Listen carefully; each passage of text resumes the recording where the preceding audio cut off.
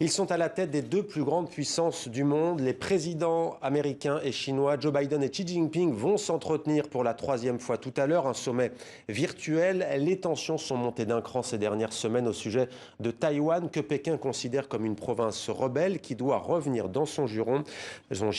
Avec nous pour en parler, Marc Julienne, bonsoir. Bonsoir. Vous êtes chercheur responsable des activités Chine au Centre Asie de l'IFRI, l'Institut français des relations internationales. Jean-Éric Brana, bonsoir. Bonsoir. Merci d'être avec nous. Vous êtes spécialiste des États-Unis, maître de conférence à l'université Assas Paris 2 et chercheur au Centre Thucydide. On va voir la couverture de votre biographie de Joe Biden.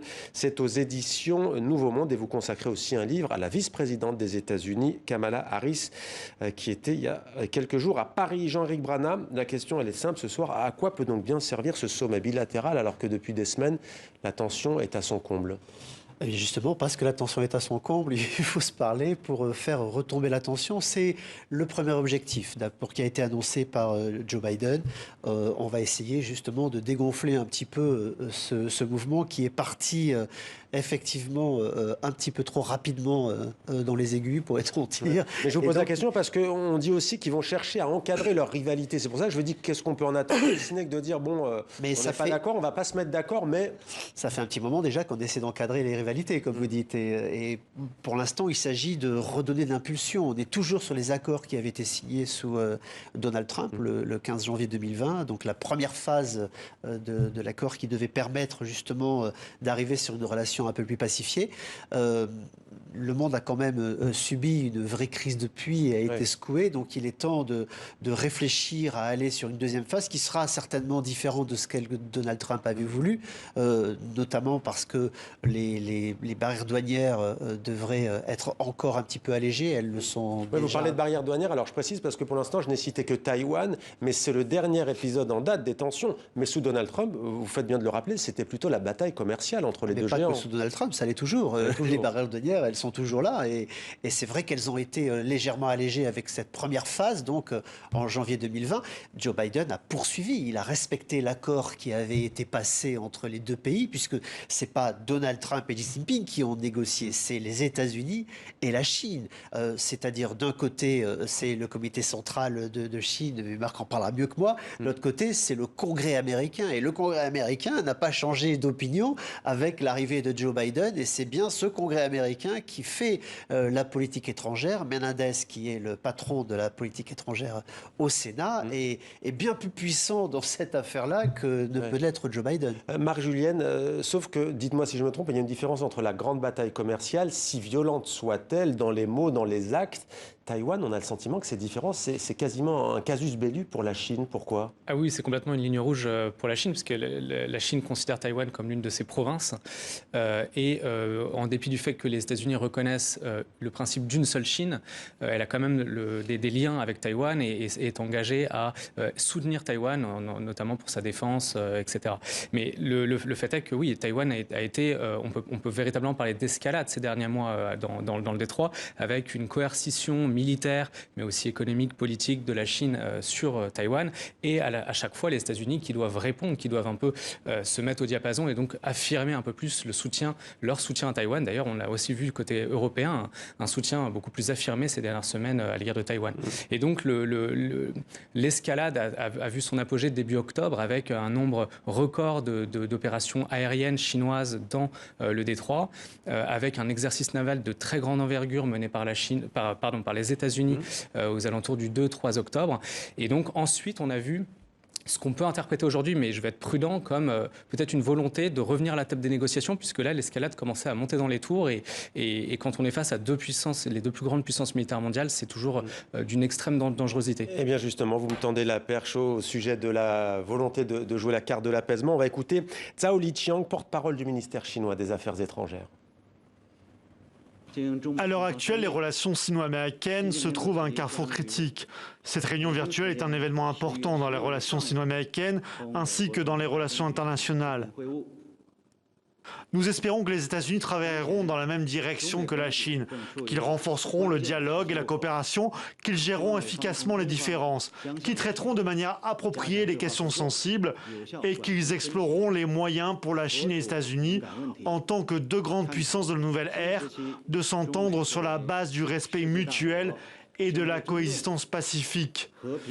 Il s'agit de ramener les relations sino-américaines sur la bonne voie d'un développement sain et stable.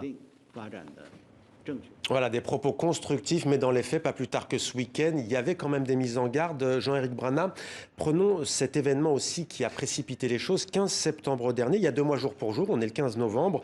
AUKUS, on découvre ce sigle, cet acronyme, Alliance militaire formée par l'Australie, les États-Unis et le Royaume-Uni. Ça a été rendu public lors de l'affaire des sous-marins américains qui seront vendus à l'Australie. La France perd des milliards et des milliards.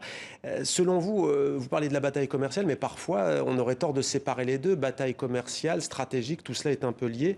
Là, il y a clairement une volonté de la part des États-Unis de mettre un frein à l'expansionnisme chinois dans l'Indo-Pacifique. Et on aurait effectivement vraiment tort de séparer les deux. Je vais vous renvoyer à Barack Obama, la définition du pivot asiatique, c'est-à-dire la définition de ce qu'était le problème déjà dans cette région. On voyait monter la Chine et on l'avait laissé monter un peu trop facilement. Avec le pivot asiatique, il réagit encore un petit peu naïvement, comme ils le diront un petit peu plus loin et un peu plus tard. C'est Donald Trump qui fait une analyse un peu plus forte et qui met les deux pieds dans les deux plats, on va le dire comme ça.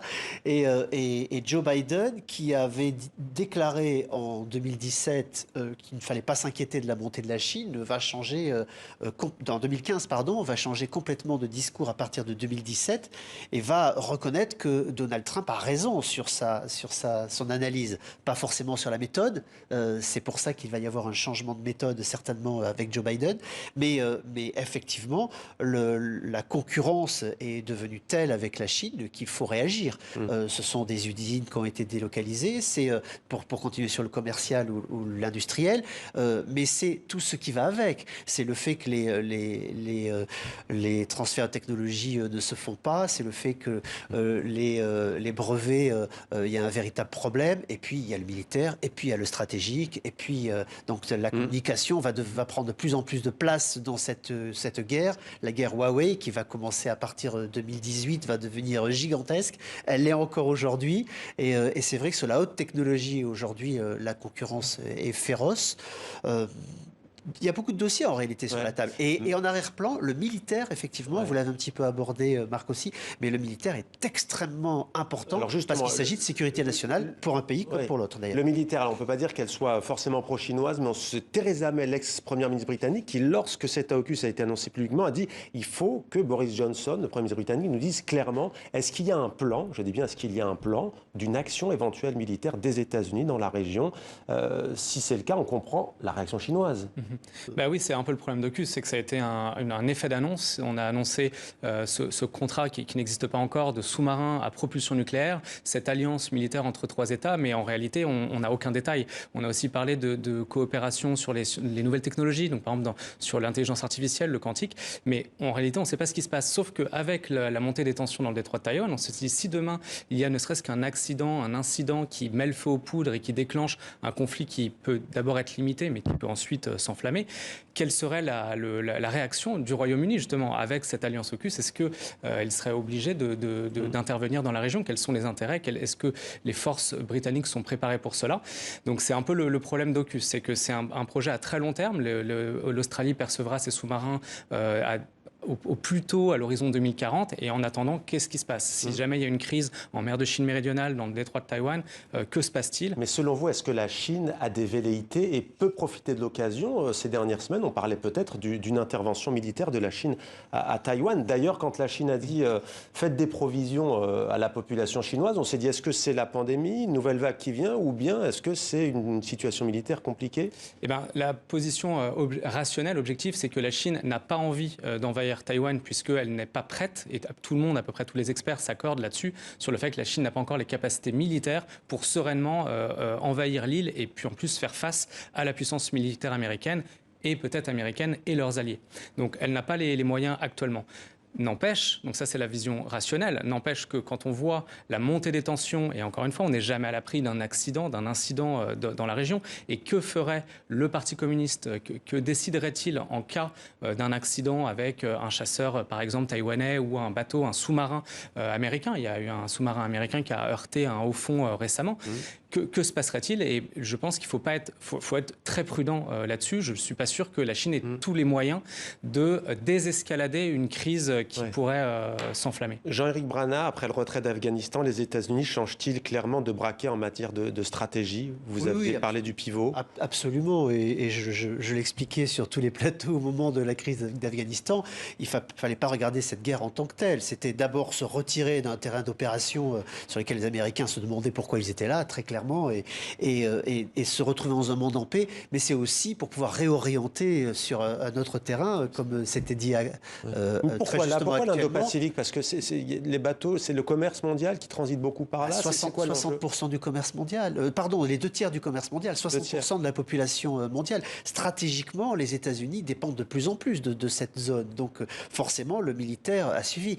750 milliards de dollars, c'est ce que reçoit l'armée américaine chaque année pour sa modernisation depuis 4 ans et pour la compléter depuis.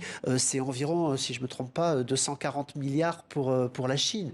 Donc on voit, sans les alliés d'un côté comme de l'autre, bien évidemment, mais on voit bien que d'un côté, on a un mastodonte et vous demandez quelle était la position des deux. Permettez-moi de parler de celle des États-Unis. Joe Biden a monté le ton tout de suite.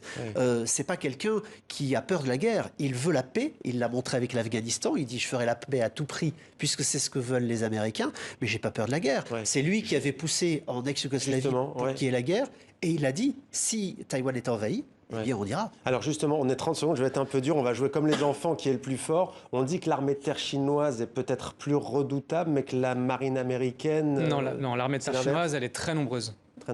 C'est tout, elle n'est pas forcément bien formée, bien préparée. En tout cas, il y a quelques unités qui sont très professionnalisées, mais sinon peu. En fait, la Chine, comme un tout, pour le faire très vite, elle a beaucoup de missiles et des missiles qui sont de plus en plus performants et de plus en plus précis. Et donc ça, c'est utile pour interdire une zone, par exemple, et éviter que les porte-avions américains, les bateaux américains arrivent. Ils ont des avions, mais qui ne sont pas encore de très haute performance. Et les Américains, ils ont beaucoup de force et de très haute performance, de très bonne qualité, et aussi un savoir-faire, une expérience au combat que les Chinois n'ont pas. Merci beaucoup Marc Julienne et merci à vous Jean-Éric Brana de nous avoir donné des clés de compréhension donc sur cette bataille, on le voit, qui n'est pas terminée.